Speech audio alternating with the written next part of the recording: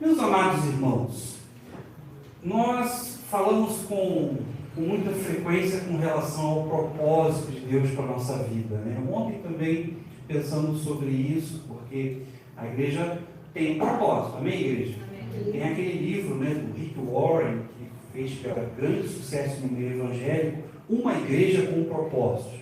Nós sabemos que a igreja sempre teve propósito, a igreja nunca deixou de ter propósito, ela só não pode viver como se não estivesse, porque ela nasce com os seus propósitos definidos pelo Senhor. Agora já parou para pensar nos propósitos de Deus para a sua vida? Eu pergunto, você tem um propósito de Deus para a sua vida, ou vários propósitos, sim ou não?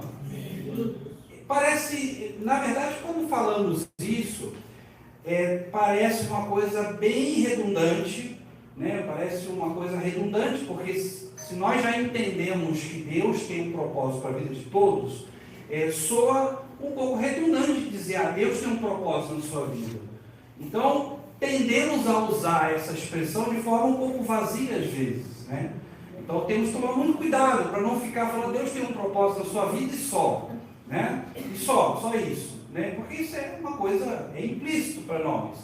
Então, o tema da mensagem dessa noite é sábios lembretes sobre o propósito de Deus. Abra sua Bíblia em Isaías 55. Nós vamos falar sobre esse recado do profeta, e que o profeta Isaías ali, ele estava lá na cara do gol, por assim dizer, na expressão futebolística. Por quê? Porque o povo de Israel estava cativo, né, na Babilônia, mas eles estavam quase sendo libertos, e já estava chegando o tempo da libertação, o tempo de ficarem livres daquele império. Então, quando o profeta fala isso, ele está falando com propriedade, está falando de algo que realmente está pertinho de acontecer, que o povo vai ter lá no capítulo 56, vocês vão ler sobre essa libertação, mas vamos falar sobre 55. Mas vamos pensar primeiro sobre o que é propósito, né? O que é propósito? Na língua portuguesa, propósito é o que se quer fazer, realizar, plano, intuito, alvo, é uma meta, um sentido, né? Eu falei sobre isso algumas mensagens atrás, mas a mensagem não foi sobre o propósito, né? Então, quando nós falamos sobre Isaías nesse momento, nós estamos diante de um profeta que estava falando para um povo rebelde.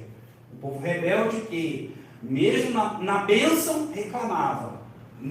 Na aprovação, reclamava. Estava liberto, reclamava. Estava cativo, reclamava. Né? Isaías estava lidando com um povo assim. Então, vamos ler o texto, então, meus irmãos. Isaías 55, do verso 1 e os seguintes. Isaías 55, verso 1 e os seguintes. Venham todos vocês que estão com sede, venham às águas, vocês que não possuem dinheiro algum, venham, comprem e comam. Venham, comprem vinho e leite sem dinheiro e sem custo. Por que gastar dinheiro naquilo que não é pão e o seu trabalho árduo naquilo que não satisfaz? Escutem-me e comam o que é bom, e a alma de vocês se deliciará com a mais fina refeição. Outro irmão, versículo 3. Por favor. Bem mais alto, por favor. Deem-me ouvidos e venham a mim. Ouçam-me para que a sua alma viva. Farei uma aliança eterna com vocês, conforme a minha fidelidade prometida a Davi. Vejam, eu fiz dele uma testemunha aos povos, um líder e governante dos povos. 5, outro irmão, por favor, sem ser irmã de lei. Com certeza você convocará nações que não conhecem e nações que não o conhecem. Se apressarão até vocês, por causa do Senhor, o Senhor Deus, o Santo de Israel, pois ele concordou a você, concedeu, Todos juntos, vamos ler os 6, todos juntos? Busquem o Senhor enquanto é possível achá-lo. Clamem clamem por ele enquanto está perto. Feche seus olhos mais uma vez. Deus de amor, eu quero pedir que o Senhor use a minha vida e que a tua palavra venha trazer guarida em nossos corações para o restante da nossa vida, não apenas para a semana, não apenas para este culto, mas que venhamos a compreendê-la e praticá-la. Obrigado pelo teu amor. Fala aos nossos corações, em nome de Jesus. Amém. Meus irmãos, a primeira coisa então, o primeiro lembrete com relação ao propósito de Deus, é claro, que é um convite aberto a todos. Amém, igreja? Amém. Se Isaías começa a falar, venham todos, isso acaba conflitando com muitas coisas que nós tendemos a dizer enquanto evangélicos. Alguém aqui como evangélico, no seu tempo de vida cristã, em algum momento, já viu alguém falar, ou já falou algo assim? Estou passando por muita provação. Deus deve ter um propósito muito grande na minha vida. Já passou por isso? Ou já falou isso ou já ouviu? Eu já ouvi muito, já ouvi muito crente falar isso. Eu também, eventualmente, posso ter falado algo parecido, né? Porque se eu estou passando por tamanha provação, talvez Deus tenha um propósito para a minha vida, para um dia eu ter minhas lágrimas enxugadas. Eu não posso estar passando por essa provação à toa, né? A minha vida tem que ter algum sentido, tem que ter algum propósito dentro desse negócio. Então eu quero dizer a todos os irmãos, esse propósito não é para pessoas específicas. Esse é o desejo de Deus com a sua graça para todos. Amém, igreja? Então a gente tende a dizer, porque fulano tem uma vida linda, e aí ele chegou nesse momento da vida porque Deus tinha um propósito. Isso é verdade? Claro que é. Mas a gente sempre tende a dizer isso como se houvesse um propósito específico e fosse direcionado a algumas pessoas especiais. Então, eu quero dizer a vocês, o propósito de Deus vem da graça de Deus. Amém, igreja? Amém. Então, se esse propósito existe, é por causa da graça. Todo esse texto, do capítulo 55 de Isaías, vai falar da graça de Deus, porque é um povo reclamão, um povo idólatra, um povo que não sabe fazer outra coisa senão murmurar na bênção e no tempo ruim. Um povo difícil e ainda assim Deus trouxe libertação. Ainda assim. Então, esse propósito era também para aquelas pessoas. Então, a gente precisa tirar esse conceito exclusivista do propósito de Deus. Porque Deus tem um propósito para o pastor Wagner. Não é para mim. É para você também, para todos nós. Então, esse propósito ele existe e às vezes nós não alcançamos. Vou falar sobre isso daqui a pouco. Que muitos servos do Senhor não viveram certos propósitos. Pastor, impossível. Sim, claro que é impossível. Tem crente que vai morrer e não vai viver coisas que Deus desejou para ele. Por quê, pastor? Teimosia, pecado, percebe? Então, algumas coisas nós precisamos deixar Deus fazer e o crente não deixa Deus fazer. Ou melhor, como se Deus não é que Deus não tenha poder para fazer contra a nossa vontade. Deus tem. Mas há coisas que precisam nós, com a nossa atitude, com a nossa vontade, por exemplo, dizer não ao pecado, por exemplo, se afastar de certas coisas. Algumas coisas vai depender de nós para começar a acontecer. Percebe? Para poder mudar, para poder melhorar, e Deus vai conduzir seu propósito. Percebe? Tem muito. Deixa eu perguntar, Deus tem um propósito com traficantes de drogas? Lá no Rio tem um monte. Tem um monte de filhos de crente, de traficantes de drogas e pessoas meliantes que estão envolvidas lá. O sujeito tem uma metralhadora desse tamanho aqui, com adesivo. Deus é amor. O Senhor me protege, o Senhor dos exércitos me protege. Tem uma metralhadora e coloca adesivo. Porque a mãe é crente, o sujeito tem o maior respeito pelos crentes. Deus não tem um propósito na vida daquele sujeito. Mas ele tem que largar aquela vida, não tem não? Ué, percebe? Então, a gente não pode de forma vazia dizer que Deus tem um propósito para mim e acabou. Percebe? Eu já conheci crentes que viviam em pecado, com vida promíscua, viviam na sujeira e diziam, Deus tem um propósito para a minha vida. Então larga essa vida.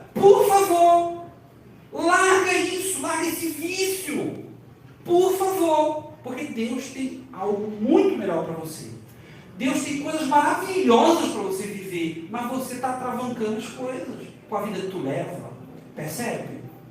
Então, não adianta a gente achar que vai acontecer magicamente alguns propósitos de Deus. Não é mágica. Não tem mágica. Deus quer realizar? Sim ou não? Deus quer realizar, gente. Mas existe uma coisa, uma condicional, e aqui fala também sobre a salvação, aqui Isaías vai falar sobre a salvação. Para haver salvação é preciso arrependimento, sim ou não? É preciso haver fé, sim ou não? Então Deus tem um propósito, Deus não tem. Mas é preciso haver arrependimento. É preciso haver fé. Sem essas duas coisas, não acontece. Não vai acontecer a transformação absoluta. Deus quer que aconteça? Sim ou não? Quer que aconteça. Deus vai fazer de tudo. Deus vai abençoar você. Deus vai estar com você. Deus vai te dar 1000 chances, muitas chances, para você mudar de vida e para o não convertido se converter. Sim ou não? Não é verdade. Você que tem um parente não crente, pensa nas oportunidades que Deus já deu para essa pessoa quebrantar o coração e aceitar Jesus. Tente imaginar quantas vezes Deus não já colocou pessoas no caminho desse teu parente para falar, olha, você precisa aceitar Jesus, você precisa mudar de vida. Se Deus tem um propósito na tua vida, e tem mesmo. Mas sem arrependimento não vai acontecer. Não vai acontecer, não é uma mágica. Percebe? Há coisas, eu vejo cantores evangélicos que eram servos do Senhor, hoje estão no mundo. Ontem eu estava no decano dos pastores, conversando com os pastores sobre isso. Tem uma cantora gospel, que ela foi um bom tempo cantora gospel, e hoje está cantando no mundo. Eu pergunto, esse era o propósito de Deus para a vida dessa moça? De hoje estar cantando para o mundo e está com a vida toda largada? Não é esse o propósito desse. Deus não pensou isso para ela. Mas ela, com a sua vontade, com os desencaminhos dela, foi para o mundo. É muito triste. E a gente estava falando ontem de outros, né, servos do Senhor, que Deus deu fama para o sujeito. Deus deu dinheiro para o sujeito. Deus deu prestígio para ele. Sabe? Ele alcançou lugares, o sujeito viajava, né? O sujeito fazia shows, era muito gente boa, o sujeito traiu a esposa, não quer mais saber de evangelho, sabe? Só posta coisa falando palavrão agora, sabe? Desencaminhou totalmente. Esse que era o propósito. Deus planejou isso para a vida dele, se desencaminhar totalmente. Não foi isso. Percebe? Então às vezes a gente faz muita burrada. A gente desencaminha coisas, a gente acha que o propósito de Deus sozinho vai se cumprir com a gente sentado no sofá, com a gente sem mudar nada, com a gente com a vida turrona, percebe? Então, o propósito é para todos, sim ou não? Sim, claro. 2, versículo 2, pula para o 2. Vamos lá, 2, vamos lá para o 2, meu irmão, obrigado. Versículo 2, vamos lá. Então, perdão, é 5. Isso. Por que gastar dinheiro naquilo que não é pão e o seu trabalho árduo naquilo que não satisfaz? Escutem e comam o que é bom, e a alma de vocês se deliciará com a mais fina refeição. Eu queria que um irmão lesse o texto, só um irmão só. Deem-me ouvidos e venham a mim, ouçam-me, para que a sua alma viva. Farei uma aliança eterna com vocês, conforme a minha fidelidade prometida a Davi. Amém. O texto de Isaías, existem teorias sobre 3 pessoas que participaram dessa escrita do texto. E essa pessoa, até o capítulo 55, seria uma segunda pessoa a auxiliar Isaías nessa redação. Isso é uma teoria, não temos como provar. Mas todo o texto, claro, ele foi acreditado ao profeta Isaías. Então, nesse momento, ele vai falar uma outra coisa com relação ao propósito de Deus. Meus irmãos, o propósito de Deus, ele sempre vale a pena. Ele não é uma coisa em vão. O propósito de Deus, ele não é uma coisa que você faz e sente que não precisaria fazer. Alguém aqui já gastou dinheiro à toa? Viu que foi um dinheiro mal gasto? Sim ou não?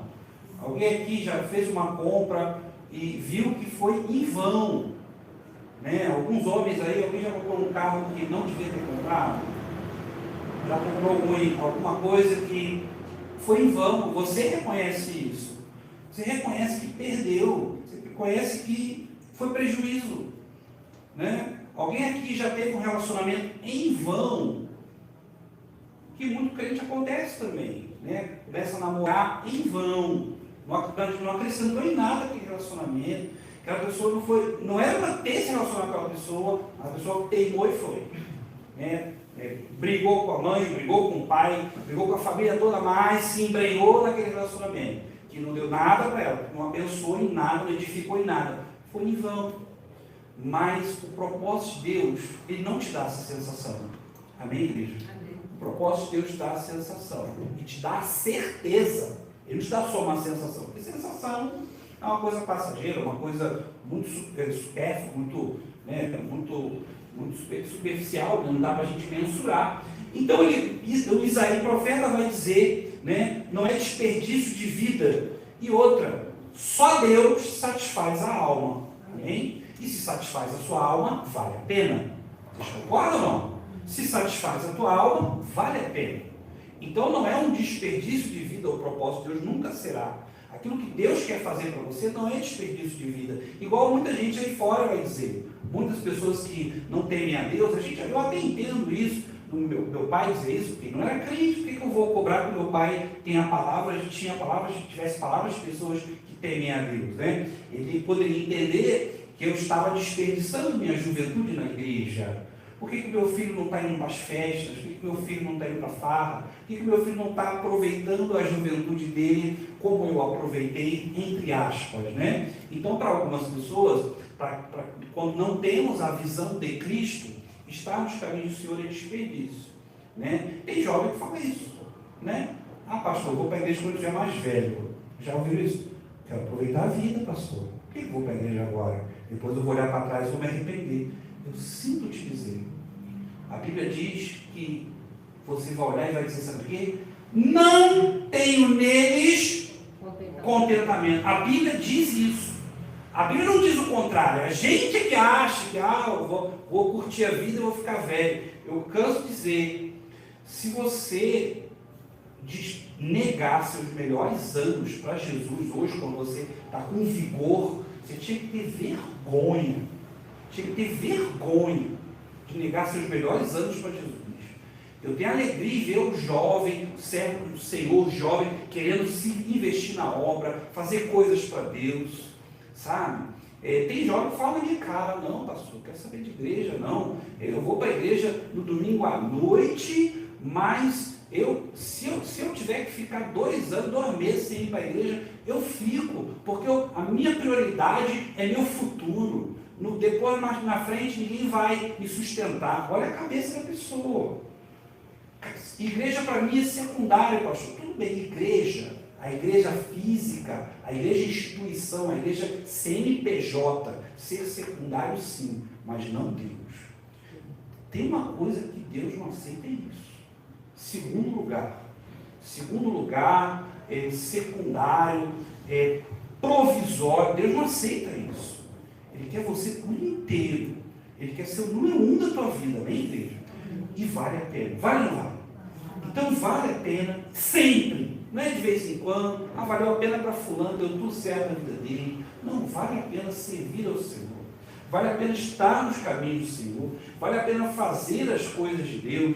Quando eu fiz promoção missionária em 2008, aqui em São Paulo, eu fui para o interior de São Paulo, né? Alguns pais, nós fazemos o apelo para os jovens irem para o campo missionário, para jovens irem para a África no ano posterior da gente, né? Porque o projeto radical era assim, ia um grupo jovem um ano, ficava 4 anos, mas no ano seguinte já tinha uma outra equipe para ir, né? Para ir para o treinamento e tudo mais, e a gente convocava os jovens que quisessem se matricular no radical, né? Tinha vezes que a gente ia fazer o apelo e os pais seguravam os filhos no banco.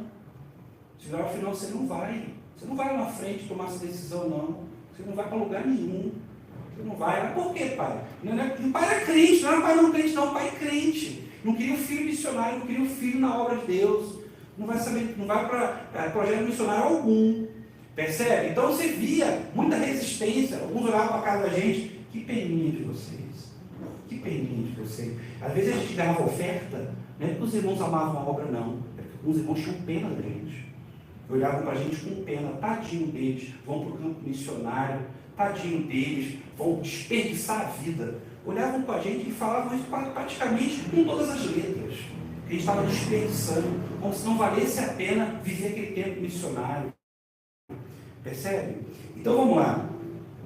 Versículo 4, pula para o 4 e depois o 5. Vamos ver os 4 e o 5. Outro irmão, por favor, pode ver o 4.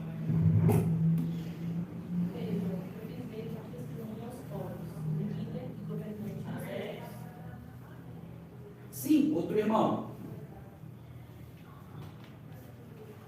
Com certeza você convocará nações que não conhece, e nações que não o conhecem se apressarão até você, por causa do Senhor, o seu Deus, o Santo de Israel, pois ele concedeu a você esplendor. Quando Isaías vai falar disso, ele vai incluir, por incrível que pareça, ele vai ter um discurso que para o judeu parecia estranho. Ele está falando aqui dos gentios. E quem são os gentios? Os gentios são todos aqueles que não são judeus. Então, se ele está falando essa mensagem universal, não estava colocando o povo de Israel como exclusivo, como privilegiado, como único. Então, ele estava quebrando a barreira ao falar isso, ao profetizar isso. Então, quando ele vai falar, ele vai dizer que o mundo verá o poder e a graça de Deus, não só a gente. Então, outro lembrete sobre o propósito de Deus é que o mundo vai ver em você a graça e o poder de Deus. O mundo vai ver, não é só no judeu, não é no queridinho, naquela pessoa que Deus gosta mais. A gente tem essa mania, Deus tem os seus preferidos. Eu ouço crente falar isso, Deus tem seus preferidos. Não tem. Somos todos filhos. Filhos. Deus não tem enteado. Deus tem filho. Amém, igreja? Amém. Então, tira isso da tua cabeça. Que Deus tem propósito para você. Deus tem bênção para você. E o mundo vai ver isso. O mundo vai ver coisas maravilhosas. E pessoas não crentes, pessoas que não temem a Deus, vão glorificar a Deus pelo que Ele está fazendo na tua vida. Amém, igreja? E não vai dar para não ver. Não vai dar para não reconhecer. É isso que Isaías está falando. Os judeus e os gentios, nações pelo mundo, vão glorificar, vão ser abençoadas. Versículo 6. Um irmão só. Lê em voz bem alta, por favor. Busquem o Senhor enquanto é possível achá-lo. Clamem por ele enquanto está perto. Deixa eu dizer uma coisa dura. O propósito de Deus tem tempo limitado. Ah, pastor, não, porque o propósito de Deus vai até a eternidade. Nós vamos para a eternidade viver com Ele. Esse é um propósito. Agora, o que Ele quer fazer para você em vida tem tempo determinado. Busca o Senhor enquanto se pode achar. Isso vale para o crente e para o não crente. Você não vai ter até o fim do mundo para aceitar Jesus. Existe um tempo. Buscai ao Senhor enquanto se pode achar. Enquanto é possível. Um dia não será possível. Um dia vamos todos para a eternidade. Vamos todos nos encontrar com a morte. Vamos todos nos encontrar com o fim da vida terrena. Então não haverá mais continuidade de propósito para coisas que Deus quer fazer na tua vida. Não vai acontecer mais. Você deixou a vida passar. Você deixou, você teimou, você não quis, você recusou. Você não se colocou à disposição. Acabou. Já era. Fim. Como alguns jovens vão dizer, game over. Já foi, gente. Então não pensa que no tempo que for, de repente, sim, no tempo de Deus. Mas às vezes nós poderíamos nos colocar mais à disposição para as coisas de Deus acontecerem, para o propósito de Deus se cumprir, para o propósito de Deus fazer coisas diferentes para nós. Percebe? Pastor, estava tudo escrito. Não, teve coisas que... quando eu vejo isso, eu falo de Jimmy Swaggart, um dos grandes pregadores. Jimmy Swaggart foi um dos maiores pregadores. Você provavelmente não ouviu falar dele a menos que você tenha mais de 30 anos de crente. Agora eu pergunto, você já ouviu falar de Billy Graham? Por que você não ouviu falar de Jimmy Swaggart? Jimmy Swaggart caiu em pecado. Eu te pergunto, estava no propósito de Deus que ele caísse em pecado? Não estava, Deus não planejou isso para ele. Eu te pergunto, ele é uma pessoa perdoada hoje? Claro que é. Ele é uma pessoa que teme a Deus? Ainda é. Ele ainda é uma mente brilhante? Ainda é. Mas eu te pergunto, nunca mais foi um pregador de multidões, nunca mais pregou para estádios lotados, nunca mais Deus tirou isso dele. Deus planejou tirar isso dele porque não gostava mais? Não, ele caiu, teve um tempo de recuperação e a sociedade não perdoa mais. Sinto muito. Entende? Deus poderia ter dado coisas maravilhosas para ele. Como nós, cadê o exemplo aqui do Billy Graham, do pastor Billy Graham, né? Billy Graham morreu com 99 anos de idade. Grandemente abençoado. Ele orava e pegava em posse de presidente da República. Ele falava, não, ora na minha posse, por favor. O povo vê você como um pregador, como servo de Deus. Nós somos uma nação evangélica, uma nação protestante. Percebe? Então Deus levou ele para lugares muito longe, muito distantes. Ele pregou no Maracanã lotado em 1963, na Aliança Batista Mundial.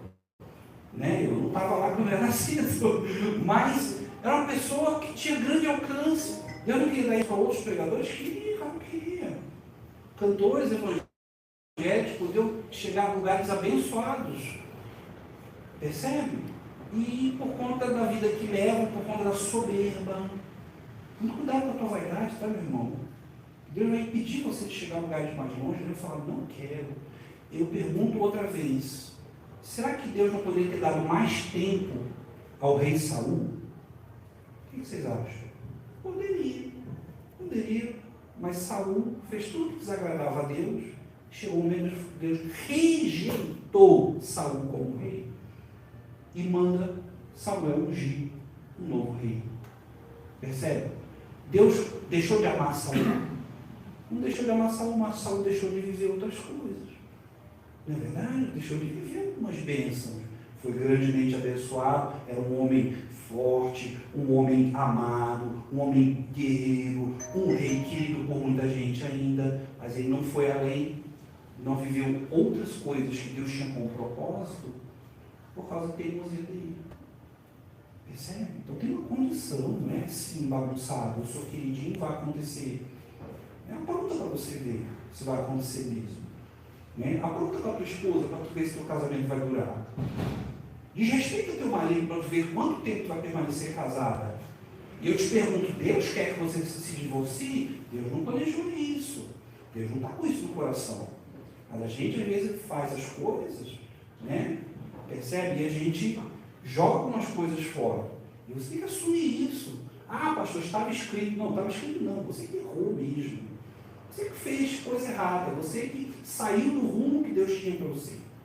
Assume a responsabilidade. O propósito de Deus para você pode ser coisas muito boas. Mas a obediência tem que vir. O arrependimento tem que vir. A sua fé tem que vir. Dá mais um clique. Tem um conselho aqui interessante, hein?